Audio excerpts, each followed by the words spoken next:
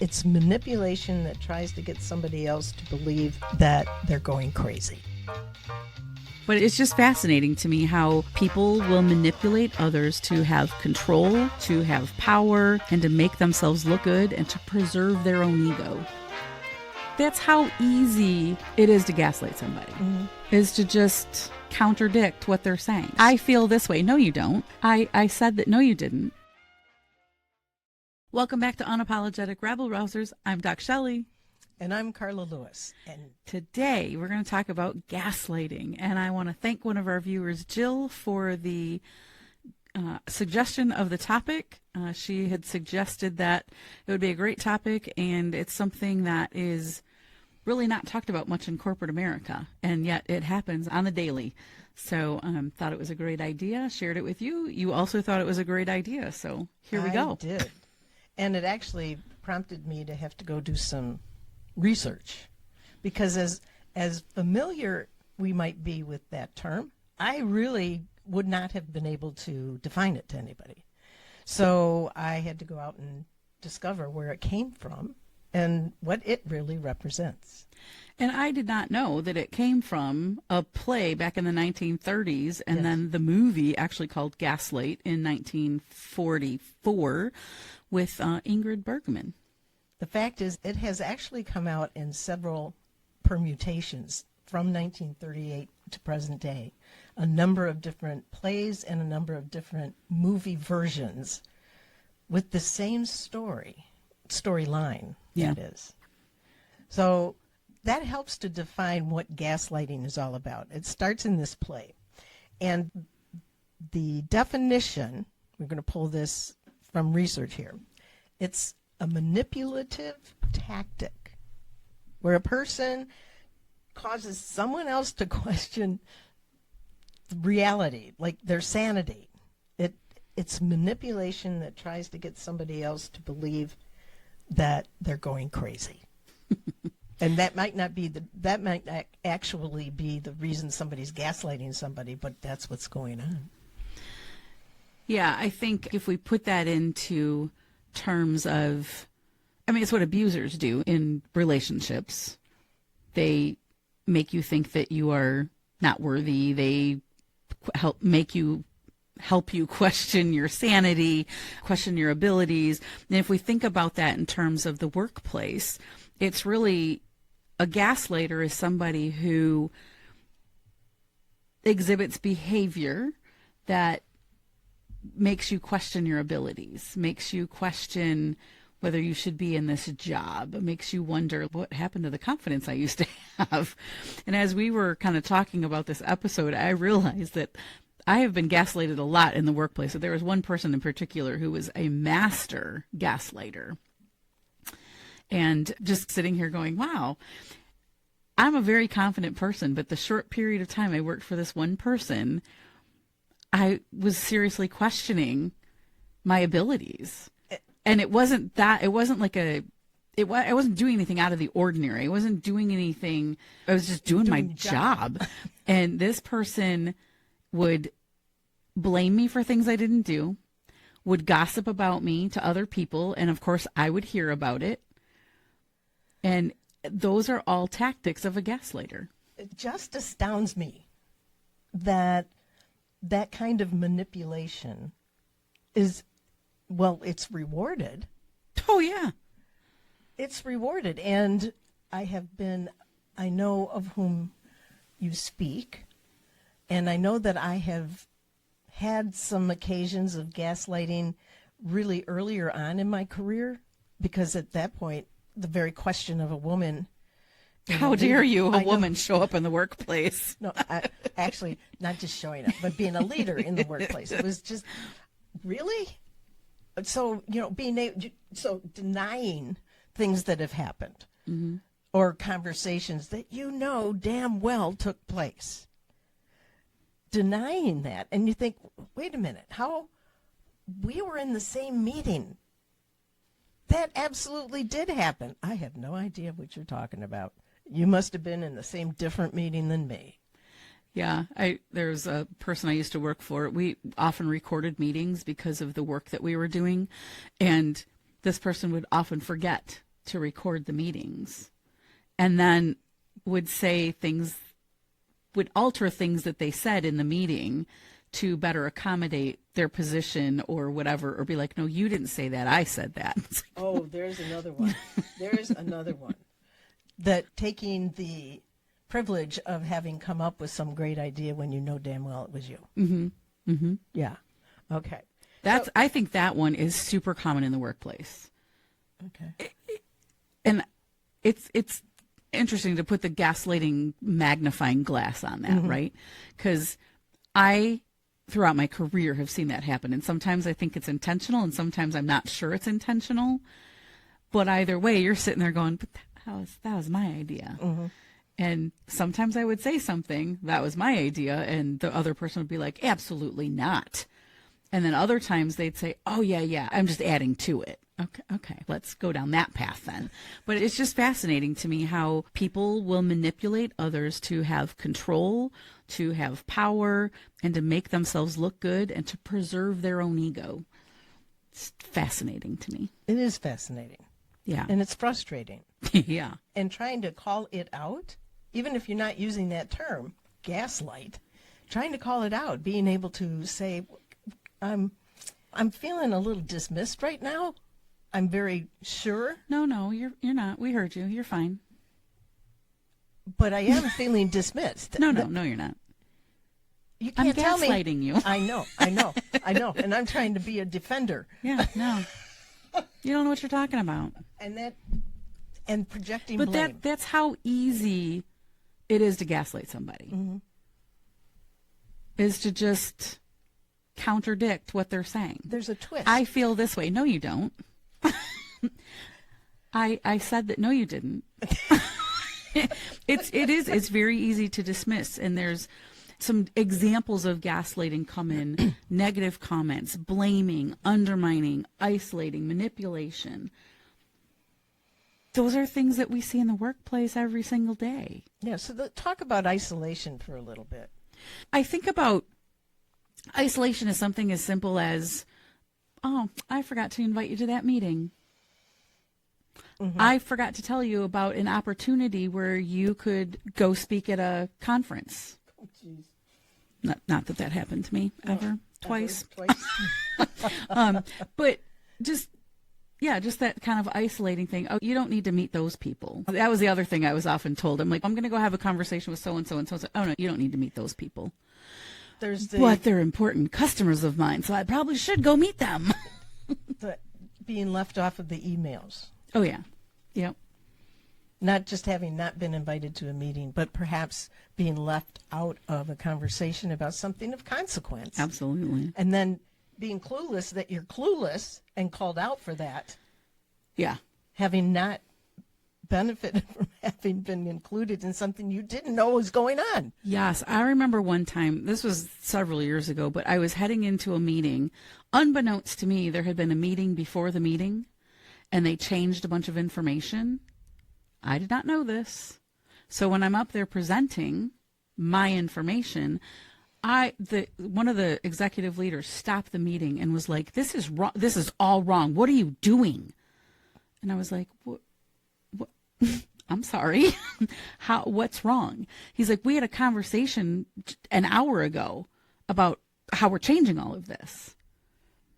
The person who was my leader was in that room and in that meeting, the pre-meeting, never said a word to me. Well, I looked over that person and I said, "Were you at the meeting?" And the person started to say no, and the executive said yes.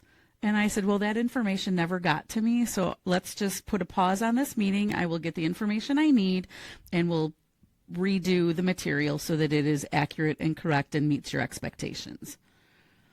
And he looked at me and he said, "You weren't in the meeting? Why weren't you in the meeting?" And I'm like standing there in a room full of executives. I'm the lowest person in the room in title. And I thought,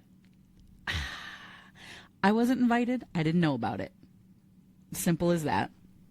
And he looked over at that other person and was like, "What is wrong with you?"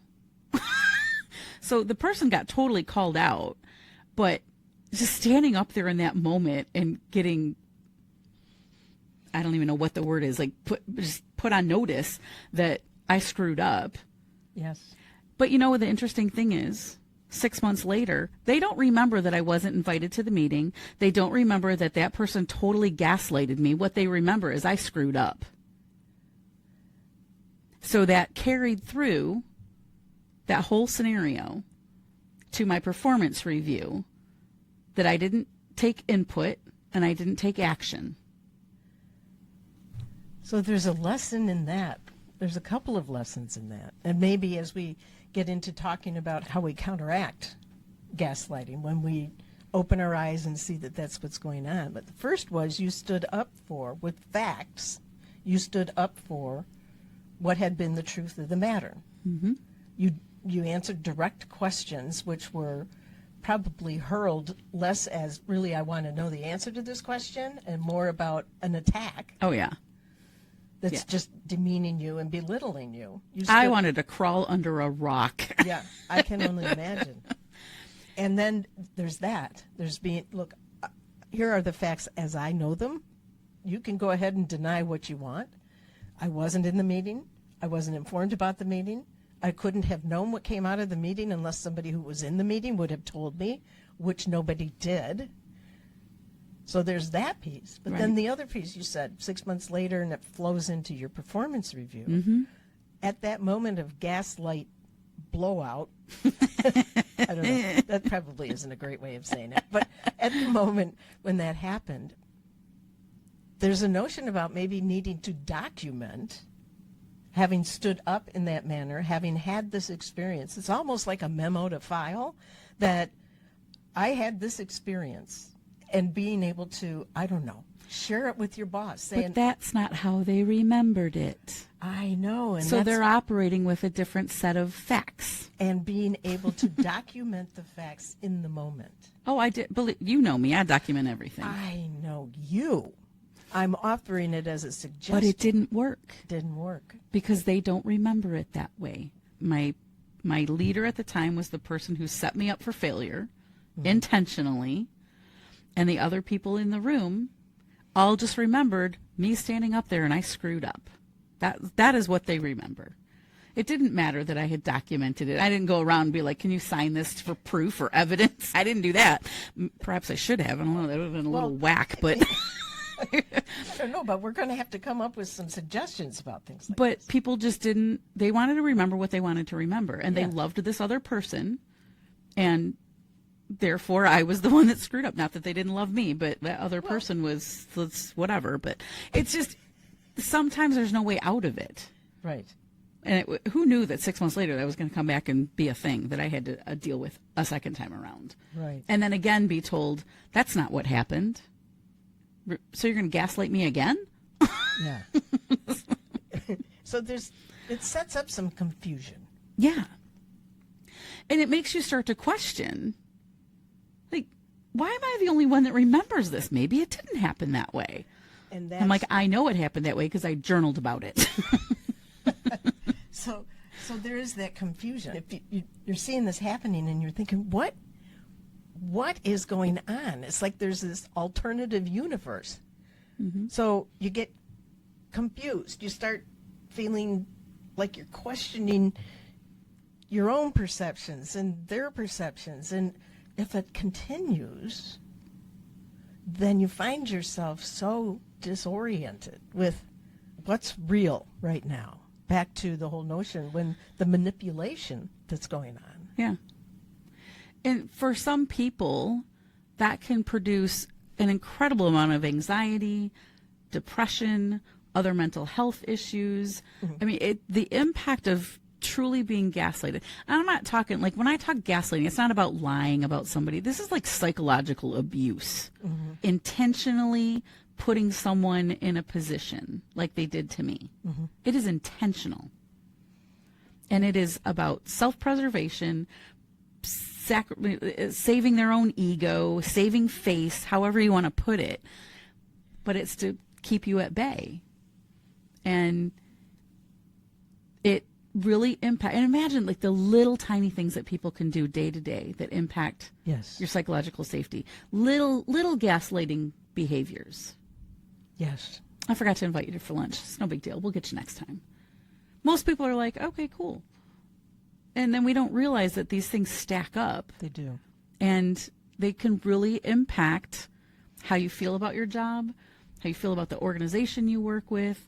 It can impact the culture you're creating around other people. If you're a leader and you're in this situation where you're like, should I even be a leader right now? Maybe I do suck as a leader. Maybe I shouldn't be here. I only got here because so-and-so liked me and they wanted to promote me. That's what everyone says. So all of these little things can really add up. And then there's egregious gaslighting. Like, Michelle, I would have never hired you if I knew you had tattoos. Gaslighting. In front of a room full of hundreds of people. It's good fun. But those kinds of things can really impact somebody. I have pretty healthy self-confidence.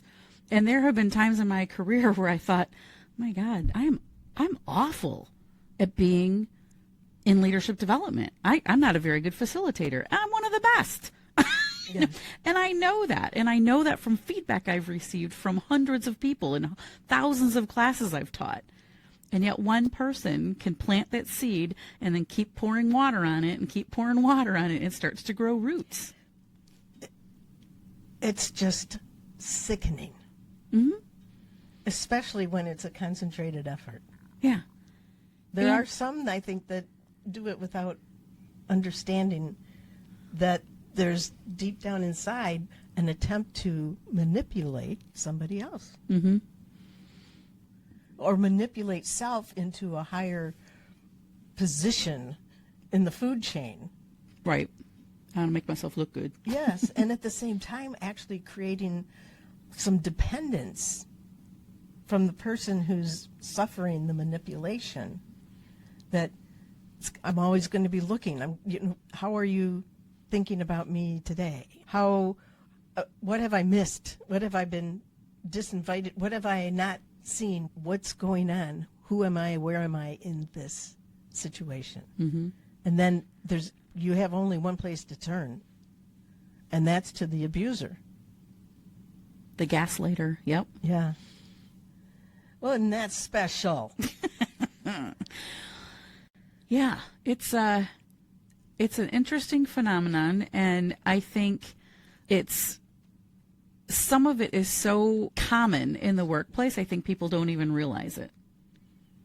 Yeah.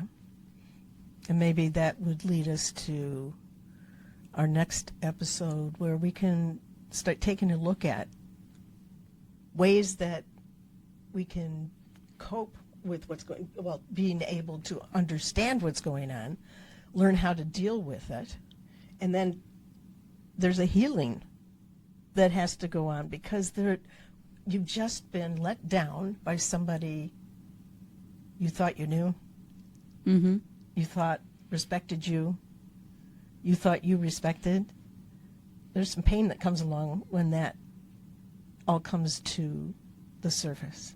Mm-hmm. So there's healing that has to go on. And I'm thinking that would be a great next segment. I think so, too. All right. With that, we conclude episode 38. I'm Carla Lewis. I'm DocShellie. We'll see you next time. There's some pain that comes along when that all comes to the surface. Mm-hmm. So there's healing that has to go on. To be continued.